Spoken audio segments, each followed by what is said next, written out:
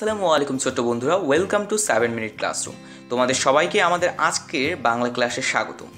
তোমাদের আজকে আমরা পার্ট 53 নিয়ে আলোচনা করব, যেখানে আমরা ছবি নিয়ে কথা বলবো।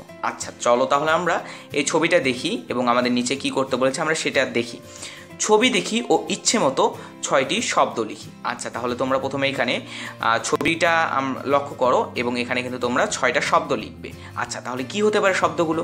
তোমরা এখানে প্রথমে লিখতে পারো বাঘ, তারপরে তোমরা এখানে লিখতে পারো দোয়েল পাখি, এরপরে এখানে লিখতে পারো কাঁঠাল, এরপরে তোমরা কিন্তু এখানে দেখতে পাচ্ছ একটি আম গাছ, এখানে লিখতে পারো আম গাছ। এরপরে যদি তোমরা লক্ষ্য করো এখানে কিন্তু তোমরা শাপলা ফুল দেখতে পাচ্ছ, এখানে লিখতে পারো শাপলা ফুল। আচ্ছা তাহলে তোমরা এই জায়গায় লিখতে পারো, এখানে তোমরা দেখো এই লোকটা কিন্তু সাথে করে কিন্তু ইলিশ মাছ নিয়ে যাচ্ছে, তাই তোমরা এখানে লিখতে পারো ইলিশ মাছ।